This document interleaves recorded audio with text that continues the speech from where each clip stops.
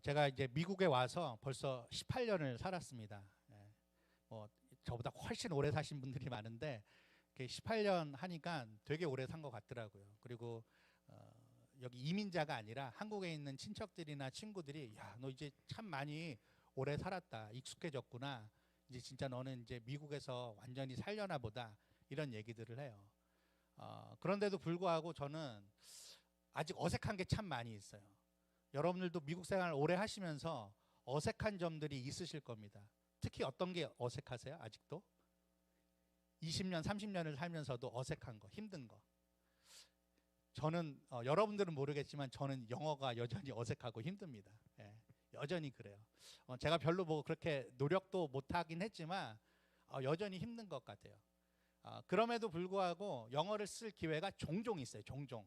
자주는 아니고 종종 있는데 이메일 같은 거를 쓰다 보면은 자주 쓰는 말들이 있어요. 그것도 이제 저도 배우게 된 거고 익히게 된 겁니다.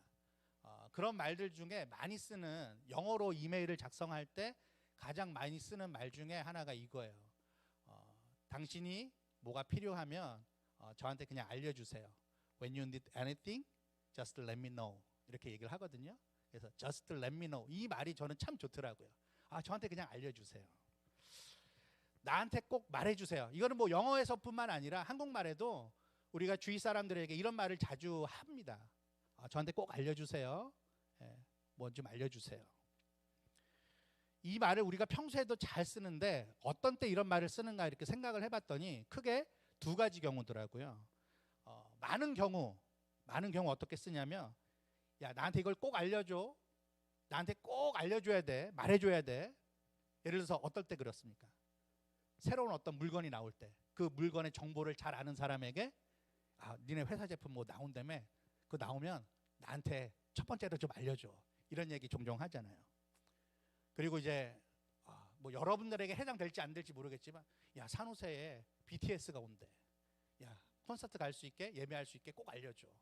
정보를 잘 아는 사람에게 그렇게 얘기를 합니다. 사실은 작년에 BTS가 4월에 올 뻔했어요. 근데 팬데믹 때문에 취소된 거 아시죠? 49ers 스타디움에서 할 뻔했어요. 자, 그거 나한테 꼭 필요한 거니까, 내가 바라던 거니까 나한테 꼭 좀 알려줘, 이렇게 얘기를 할 때가 있습니다. 아니면 반대로 나한테 꼭 알려달라고 했을 때, 내가 뭔가 싫을 때, 야, 누가 그 자리에 온다며, 그 친구가 온다며, 나한테 꼭 알려줘, 나 그 자리에 안 가게. 이렇게 얘기할 때도 있죠. 어쨌든 이 경우는요, 내가 뭔가 손해를 보느냐 이득을 보느냐 이런 것들을 따져봐야 하는 경우에 우리가 나한테 꼭 좀 알려줘, 말해줘, 이렇게 얘기를 합니다. 뭐 이런 거를 꼭 좋다 나쁘다 할 수는 없는 것 같아요. 뭐 좋을 수도 있고 나쁠 수도 있고, 경우에 따라 상황에 따라 다릅니다. 근데 막 너무 이기적으로 그런 것들을 나한테 꼭 알려달라고 이러는 경우가 있다면 그 속이 보이기 때문에 좀 좋게 보이지 않을 때도 있겠죠. 또 두 번째 경우는요, 첫 번째 경우보다 많지는 않겠지만 그래도 적지 않은 경우가 있습니다. 나한테 꼭 말해줘, 나한테 알려줘 했을 때 어떨 때 그러냐면, 야, 네가 가다가 무슨 일이 생길 수도 있으니까 무슨 일이 생기면 나한테 좀 알려줘. 그리고 제가 아까 예를 들었던 너 필요한 게 있으면 나한테 꼭 알려줘, 내가 도와줄게, 이런 의미를 가지고서 나한테 알려줘라는 말을 자주 씁니다. 야, 곧 아기를 낳는다고? 나한테 알려줘, 내가 미역국 끓여줄게. 야, 돈 떨어지고 갈 데 없어? 나한테 알려줘, 우리 집에 와서 지내. 이렇게 무언가 도움을 주고자 했을 때 이런 말을 자주 씁니다. 이 경우는 어떤 경우예요? 무조건 내 자신이 손해를 보는 경우예요. 손해를 보는 경우. 최소한 내가 손해볼 것을 각오하는 경우에 나한테 꼭 알려줘, 이렇게 얘기를 합니다. 그걸 각오하고서 얘기를 하는 거예요. 오히려 힘든 일이 있을 때, 도울 일이 있을 때 얘기를 안 해주면 마음이 섭섭할 때가 있습니다. 방을 빌려준다고 해도 공짜로 이렇게 빌려줄 수 있는 상황에서도 사실 그게 쉬운 일이 아닌 것은요, 여기 여러분들 시세를 다 아시겠지만 방 하나만 렌트해도 한 달에 1,000불은 벌 수 있습니다. 그런 것들을 포기하고 오갈 데 없는 친구를 와서 몇 달이나 지내게 해준다? 그거 쉬운 일이 아닐 것입니다. 막상 그런 상황이 다가오면은요, 그렇게 내 마음을 내어주고, 야, 꼭 알려줘, 너 힘들 때, 오갈 데 없을 때 우리 집에 와서 같이 좀 지내자, 이런 말을 한다는 것은 어려운 일입니다. 자, 그러니까 이 경우는요, 무조건 손해를 감수해야만 하는 그런 경우예요. 그리고 뭐 좋을 수도 있고 나쁠 수도 있고 앞의 경우처럼 그런 애매한 경우는 없습니다. 무조건 나쁜 경우예요. 일단 그 말을 하는 입장에서는 손해를 감수해야 되니까 그건 좋은 게 아니잖아요. 하지만 상대에게는 어떤 경우예요? 굉장히 좋은 게 됩니다. 손해는커녕 공짜로 이득을 보는 경우이기 때문에 그래요. 자, 그런데 너무나도 희한하게도 결과적으로는 두 사람 모두에게 좋게 된다는 거예요. 자, 왜 그럴까요? 왜 두 번째 경우는 왜 좋게 될까요? 기꺼이 손해를 보고자 하는 쪽에서 그 상대방을 향하여서 어떤 마음을 가졌기 때문이에요? 지극한 사랑과 긍휼과 자비와 은혜 마음을 품고 있기 때문에 그렇습니다. 여러분, 이런 마음들을 품고 지내다 보면 이상하게도 손해보는 게 어렵지가 않아요. 이상하게도 그게 기분 나쁘지 않고 오히려 기분이 좋아집니다. 오히려 그런 마음을 품고서 마음의 준비를 하고 있었는데 정작 그런 기회가 오지 않는다면 오히려 그게 서운하고 아쉽습니다. 참 이상하죠. 자, 그러면 오늘 본문에, 아까 읽었던 본문에 등장하는 한 남자, 자, 이 남자가 4절에 보니까 내게 고하여 내게 말하여 알게 하라 했던 경우는 여러분 첫 번째 경우예요, 두 번째 경우예요? 결과적으로 네, 두 번째 경우입니다. 여러분, 성경 룻기 우리에게 너무나도 잘 알려져 있죠. 아주 짧은 책이지만 굉장히 아름다운 이야기가 담겨져 있어요. 하나님을 믿지 않는 사람들도 이 룻기만큼 아름다운 이야기가 없다, 그렇게 평가할 정도예요. 우선 내게 고하여 알게 하라 했던 이 사람의 이름이 뭐죠? 보아스입니다. 보아스. 보아스는요, 나이도 어느 정도 있었던 것 같고요, 그리고 땅도 많이 소유했던 것 같아요. 그리고 거느리는 일꾼들도 굉장히 많았고 종들이 참 많이 있었던 부호였습니다. 그리고 그 동네에서, 베들레헴이라는 동네에서 매우 유력한 사람이었습니다. 그리고 또 하나님을 잘 믿는 사람이었어요.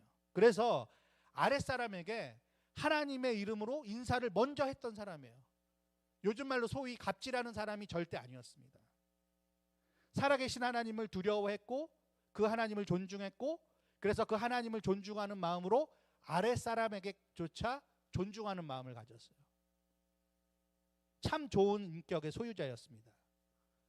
자, 그런데 친척이었던 과부가 된 나오미, 그리고 그 며느리 역시 과부였죠. 룻이죠. 이 나오미와 룻의 소식을 이 보아스가 듣게 됐어요.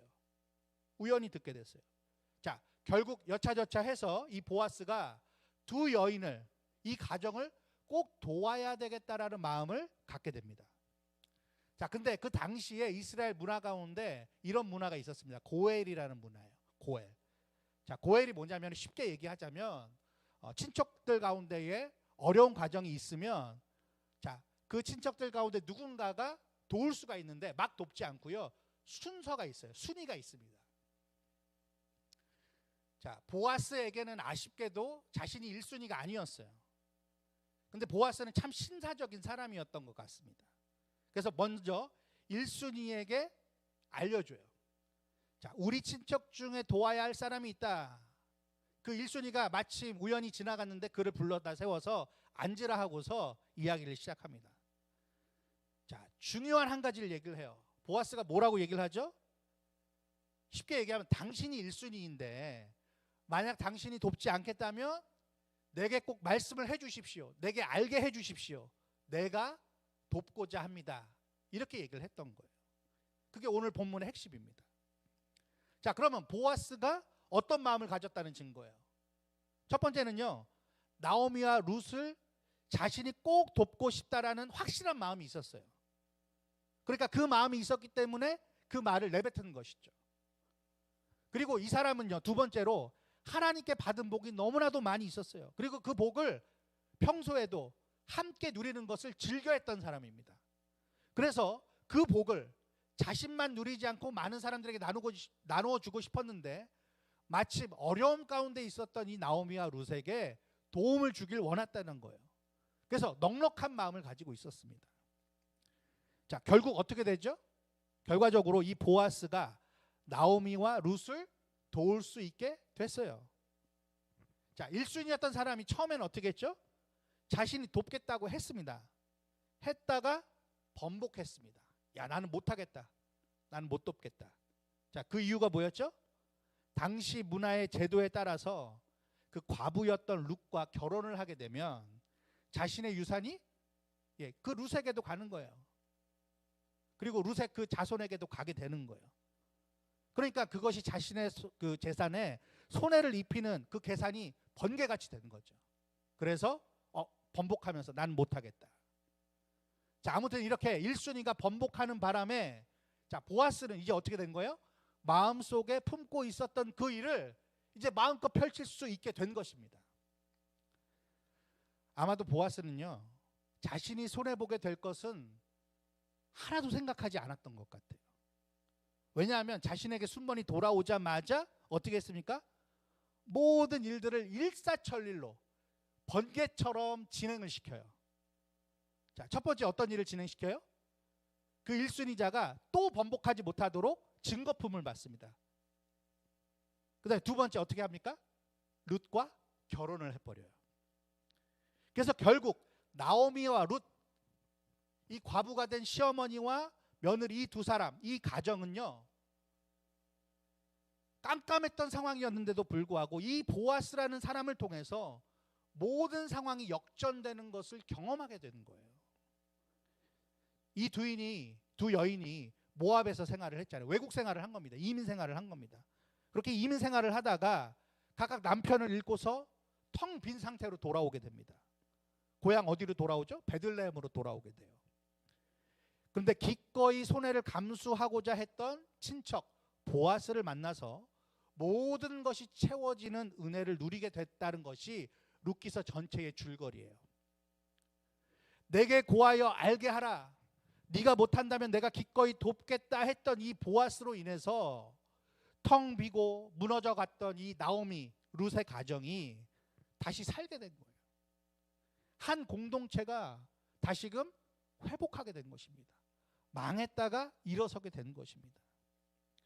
자, 그러니까 이 보아스가 1순위자에게 기업 물을 자에게 했던 내게 고하여 알게 하라라는 말은 사실 누구에게 한 거나 마찬가지인가요? 결과적으로 룻에게 하고 싶었던 말이었고 룻에게 말한 것이나 다름없는 결과를 가져다 준 것입니다. 자, 아무튼 그런 일이 있은 후에 자, 합법적으로 보아스와 룻이 결혼을 하게 되죠.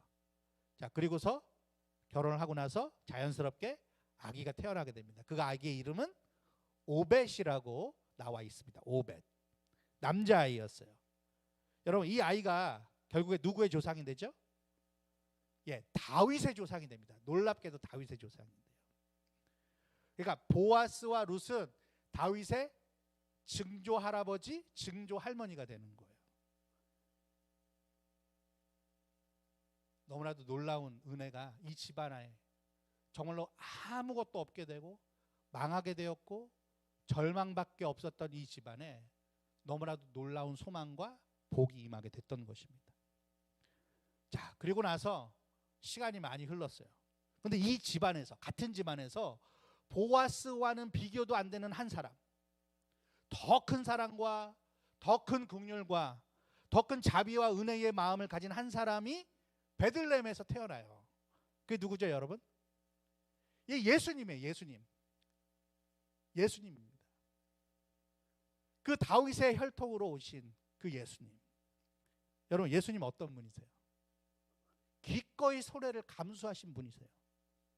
그 하늘 보자, 완전한 만족과 완전한 그 평화의 상태, 그것을 누리시기를 잠시 뒤로 하시고 우리같이 텅 빈 사람들, 나오미 같은 사람들, 룻과 같은 사람들, 소망이 없는 사람들, 무너져가는 그 죄인들을 위해서 이 세상에 우리 가운데로 사람의 모습으로 오셨다는 거예요. 결국 그 예수님이 어떠한 희생까지, 어떠한 사랑까지 보여주셨습니까? 보아스와는 비교가 안 되는 것이죠. 십자가에서 우리의 죄를 위하여서 대신 죽으셨어요. 희생하셨어요. 그것을 통해서 자신은 비워지시고 우리는 채워지는, 텅 빈 우리는 채워지는 놀라운 은혜가 있었던 것입니다. 자, 이 예수님께서 이 지상에서 많은 말씀을 하셨는데요. 그 말씀 중에 이런 말씀을 하셨습니다. 마태복음 11장 28절이에요. 우리 한번 같이 읽어볼까요?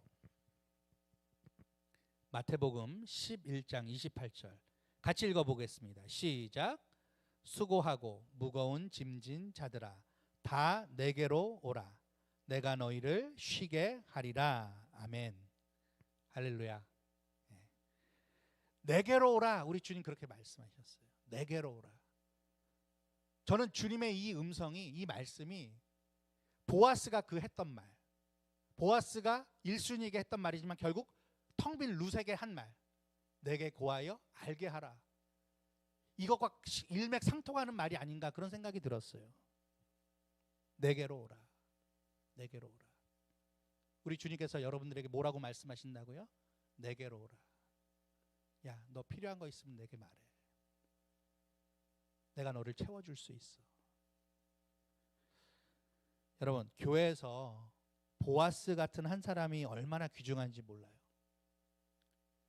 예수님께서 말씀하셨던 대로 수고하고 무거운 짐진 자들을 긍휼히 여기고 기꺼이 돕고자 쉬게 하고자 하는 분들이 교회 안에 있음을 발견하고 확인할 때마다 목사로서 얼마나 감사하고 기쁜지 몰라요.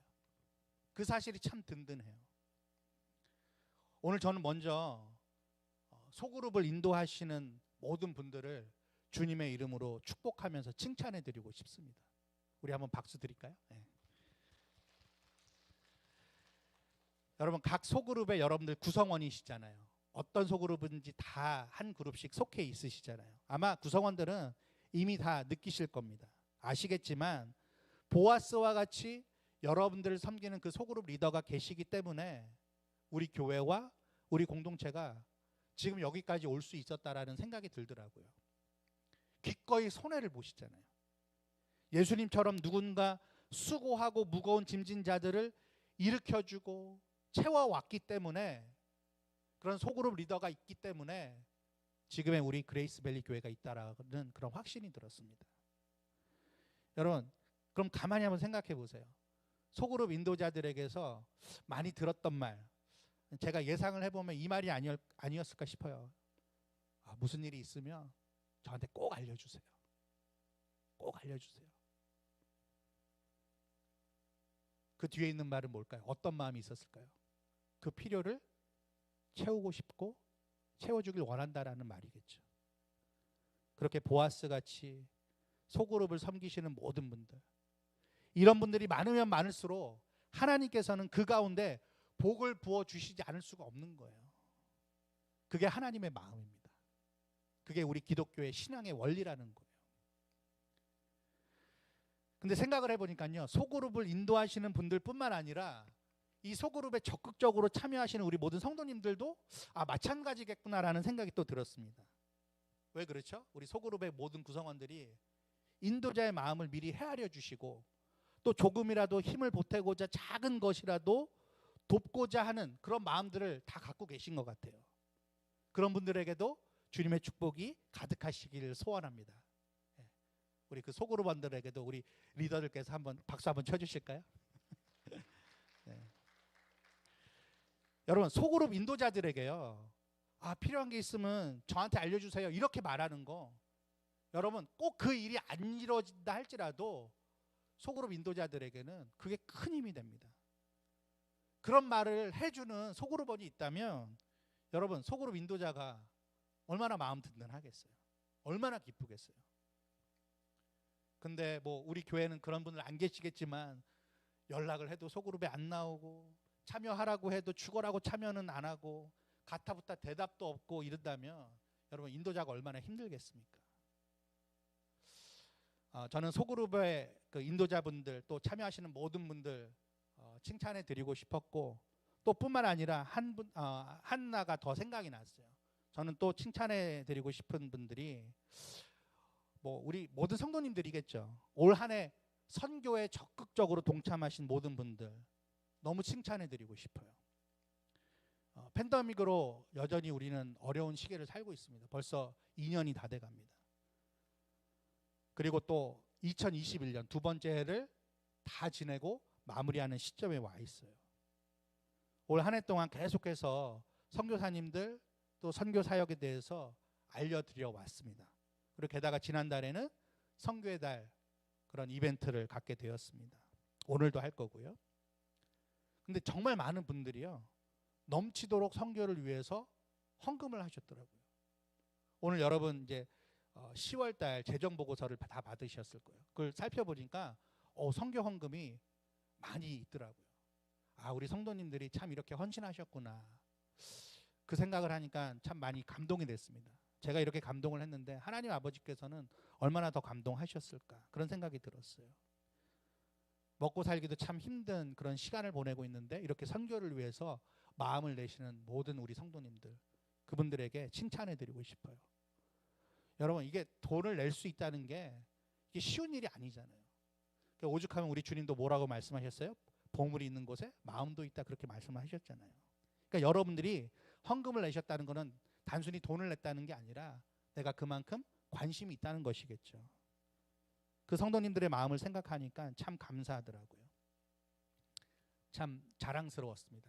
아, 우리 교회가 그래도 이렇게 성도님들이 선교에 관심이 많으시구나. 이렇게 선교에 관심을 갖고 계시는 성도님들 역시 어떤 분들이에요? 보아스와 같이 내게 구하여 알게 하라, 이 마음의 자세를 이미 갖고 계시는 분들이라는 확신이 들었습니다. 그런 여러분들을 하나님께서는 크게 칭찬하실 겁니다. 기뻐하실 거예요. 그런 확신이 들었어요. 우리 선교 부원들이 있잖아요. 뭐 부장님, 부원들 모두가 그 선교사님을 그렇게 대회에 온 것 같아요. 이렇게 지난 1년 동안 생각을 해보고 또 최근에 몇몇 선교사님하고 이렇게 줌으로 만나서 이야기를 나누기도 하고. 근데 우리 뭐 부장님이나 부원들 다 한 마음으로 선교사님들한테 그렇게 말하는 걸 봤어요. 이건 제가 직접 부원으로 참여했기 때문에 직접 본 거예요. 선교사님, 어려운 일 있으시면 언제든지 알려주세요. 내게 구하여 알게 하라. 내게 오라. 이 주님의 마음, 보아스의 마음으로 선교사님을 대하는 그 선교 부원들의 모습을 보니까 그 모든 것들이 선교에 동참하신 우리 성도님의 마음을 그렇게 선교사님들에게 전해드린 것이 아닌가, 그런 마음의 기쁨과 뿌듯함이 있었습니다. 그래서 여러분 모두를 칭찬해드리고 싶어요. 사랑하는 성도 여러분, 가정이 잘 되고 교회가 잘 되고 또 내가 잘 되고 내 주변이 잘 되려면 여러분, 우리가 어떤 마음을 가져야 될까요? 어떤 말을 많이 하면 좋을까요? 내게 알려주세요. 당신의 필요를 내가 채우고 싶습니다. 나한테 꼭 말해주세요. 기꺼이 돕고 싶어요. 내가 당신을 돕는 것은 절대로 내게 손해가 아닙니다. 오히려 그러한 섬김의 기회를 주셔서 난 너무 감사해요. 그냥 그게 내게 알게 해주세요라는 말에 다 들어있는 것이죠. 여러분, 우리는요 이미 이렇게 말하고 살아갈 수 있는 자들이 됐어요. 어떤 능력이 되고 돈이 조금 모이고 내가 형편이 되면 할 수 있는 게 아니라 우리들은 이미 그렇게 살아갈 수 있는 자들이에요. 그렇게 우리 주위에 어려운 분들에게, 힘든 분들에게, 절망하는 분들에게 그렇게 기꺼이 말할 수 있는 자가 되었어요. 왜 그렇죠? 우리 모든 믿는 자들은 주님께로부터 이미 받은 놀라운 은혜가 있습니다. 믿으십니까? 이미 받은 놀라운 사랑이 있어요. 이 생각을 하니까 내가 자녀들에게는 어떻게 했나, 그런 생각이 들더라고요. 자녀들에게는. 우리 자녀들에게 야, 너 필요한 거 있으면, 너 내가 도울 일 있으면 아빠한테 언제든지 말해. 이런 말을 뭐 가끔 한 적은 있었던 것 같아요. 그런데 평소에 어떤 말을 더 많이 합니까? 너 이거 다 했어? 숙제 다 했어? 야, 아이패드 꺼. 너 이제 그만 자. 막 이렇게 감시하고 다그치고. 그랬던 적이 훨씬 많았던 것 같더라고요. 우리 자녀들이 부모에게서 만약에 그런 말만 매일 듣는다면, 매 순간 듣는다면 아무리 부모지만 불안해서 부모님과 사는 것을 누리면서 즐거워하겠습니까? 그렇지 않겠더라고요. 그래서 오늘부터라도 우리 자녀들에게 그런 말을 더 많이 해줬으면 좋겠어요. 아빠가 여기 있잖아. 엄마가 여기 있잖아. 네가 필요한 거, 네가 도움이 필요하다면 내가 언제든지 도울 테니까, 내가 여기 있으니까 나한테 언제든지 얘기해줘. 얘기해 줬으면 좋겠어. 그래 우리 자녀들이 마음의 안심을 가지고 부모님을 의지하고 사랑하면서 그렇게 언제든지 얘기할 수 있지 않을까, 그런 생각을 해보았습니다. 우리가 주님의 사랑, 주님의 은혜를 기억하면서 내게 알려주세요, 이런 말을 우리가 서로가 서로에게 한다면 우리 주위가 얼마나 밝아질까, 얼마나 소망이 넘치고 얼마나 삶이 풍요로워질까. 꼭 뭘 받아서가 아니라 그런 말을 들어서 그 상대방의 마음을 알게 되는 것만으로도 내가 너무 기쁠 것 같다라는 생각이 들지 않으세요, 여러분?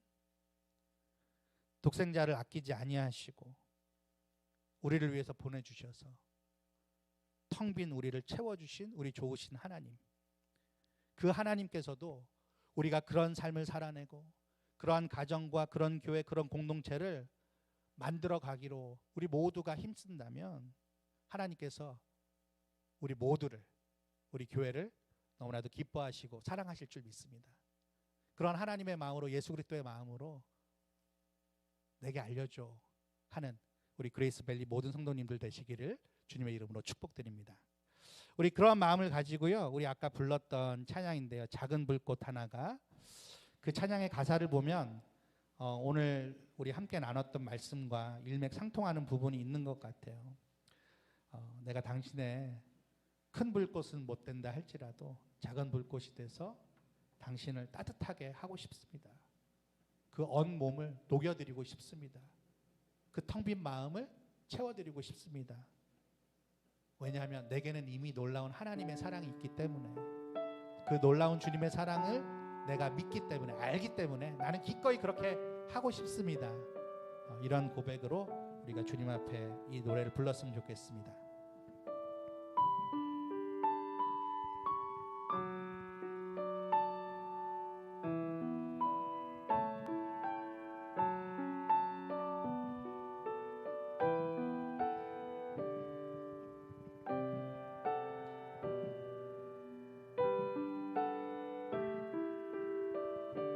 작은 불꽃 하나가, 작은 불꽃 하나가 큰 불을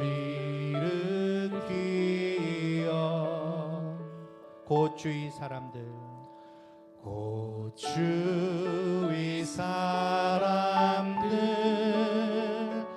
그 불에 못 녹이듯이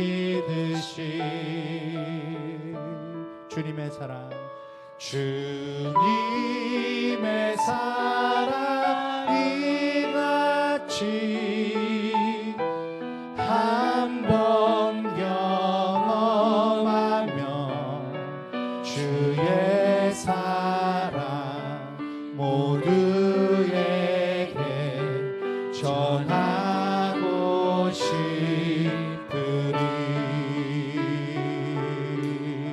새싹이 돋아나면, 새싹이 돋아나면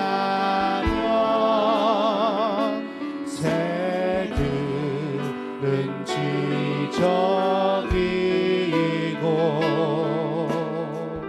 꽃들은 피어나, 꽃들은 피어나 화창한 봄날이라네.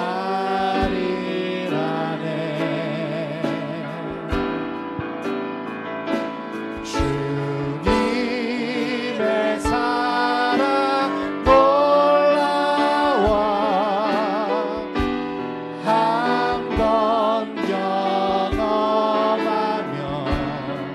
봄과 같은 새 희망을 전하고 싶으리.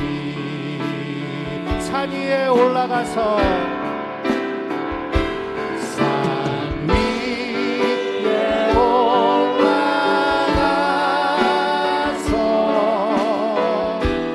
이 곡을 외치며 내게 임한 주의 사랑 전하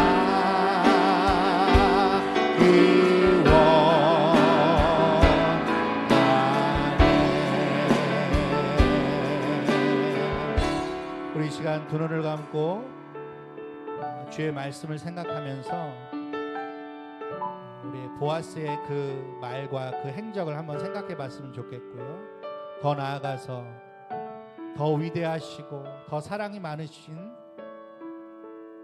그 주님, 수고하고 무거운 짐진 자들아 다 내게로 오라, 내가 너희로 쉬게 하리라 말씀하셨던 주님, 정말 너무나도 포근하고 너무나도 우리들에게 안식이 되는, 평안이 되는 그 말씀을 해주신 주님. 근데 우리에게 무엇을 요구하시는 것이 아니라 우리의 필요를 위해, 우리의 구원과 영생을 위해서 기꺼이 자신이 손해를 감수하셨던 우리 주님. 여러분, 우리가 믿는 주님이 그 주님이에요. 그런 주님이십니다. 그 주님을 이 시간 다시 한번 기억하면서, 주님, 그 사랑이 내게 있음에 감사드립니다. 안심이 됩니다. 그렇다면 내가 그 사랑으로, 그 주님을 기억하는 그 능력으로 내가 주위에 있는 사람들에게 내게 말해주세요. 내가 당신의 필요를 채우고 싶습니다. 당신을 돕고 싶습니다. 걱정하지 마세요. 염려하지 마세요. 그렇게 주님의 안식을 전해줄 수 있는 나의 삶이 될 수 있도록, 그래서 내 주변이 밝아지고 내 주변이 조금이라도 따뜻해질 수 있는 그런 나로 주님 삼아 주시옵소서. 이미 삼아 주셨습니다. 그 부르심이 우리에게 있어요. 그래서 우리의 가정과 우리의 교회와 우리가 속해 있는 모든 곳이 내가 말하는 그 말 한마디 때문에 변화될 수 있고 더 따뜻해질 수 있고 풍성해질 수 있도록, 그렇게 나를 사용해달라고, 우리 교회를 사용해달라고 우리 주님 앞에 간절히 도우심을 구하며 기도하도록 하겠습니다. 기도하시겠습니다. 사랑과 은혜가 많으신 아버지 하나님, 이 시간 주님 앞에 기도합니다. 우리는 참으로 연약하고 부족하고 텅 비었던 존재입니다. 그러나 저희들을 주님께서 사용하여 주시고 저희들을 사랑하여 주셔서 우리들에게 하나님 주님이 오셔서 내게로 오라, 수고하고 무거운 짐진 자들아 내게로 오라 말씀하신 주님, 그 주님의 그 말씀과 주님의 그 아버지 하나님 은혜를 저희들이 기억합니다. 주님, 우리도 이제는 그 주님의 사랑을 받은 자로서 우리 주위에 아직도 어렵고 힘든 자들, 텅 빈 자들에게 하나님 우리가 그저 나아가 하나님 믿음으로 하나님 그들에게 말할 수 있는 자들이 될 수 있도록 도와주옵소서. 내게 구하여 알게 하라, 내게로 오라. 하나님 그렇게 말하면서 어렵고 힘든 상황 가운데 절망하며 부르짖으며 신음하는 자들을 위하여서 하나님 우리의 마음을 열고, 하나님 우리의 아버지 하나님 모든 것들을 열고, 하나님 우리가 모든 희생을 다하여서 섬기며 우리 주위를 따뜻하게 만들 수 있는, 풍성히 채울 수 있는 그러한 사명을 다할 수 있도록 도와주시옵소서. 그 사명을 우리에게 주신 줄 믿습니다. 하나님 그것을 저희들이 기억하며 그 주님의 사랑 안에서 우리가 채워졌을 뿐만 아니라 다른 사람들도 채워줄 수 있는 하나님 그런 능력과 믿음이 우리에게 있음을 잊지 아니하고 보아스와 같은 삶을 살아갈 수 있도록 하나님 우리 모두에게 은혜를 베풀어 주시길 원합니다. 주여 우리를 도와주시옵소서. 하나님 우리에게 그런 은혜를 베풀어 주시옵소서. 지금은 우리 구주 예수 그리스도의 은혜와 하나님의 크신 사랑과 성령의 교통하심이 보아스처럼 텅 빈 자들을 위하여서 내게 알게 하여 주세요. 내가 당신의 필요를 채우고 싶습니다. 내가 당신을 섬기고 싶습니다라는 그런 마음을 가지고 더욱더 주님을 위하여, 이웃을 위하여서 섬기고 사랑하고자 원하는 주님의 백성들 머리 위에와 주께서 핏값으로 세우신 그레이스밸리 교회와 이 땅의 모든 교회들과 선교지 가운데 지금부터 영원토록 함께 계시기를 간절히 축원하옵나이다.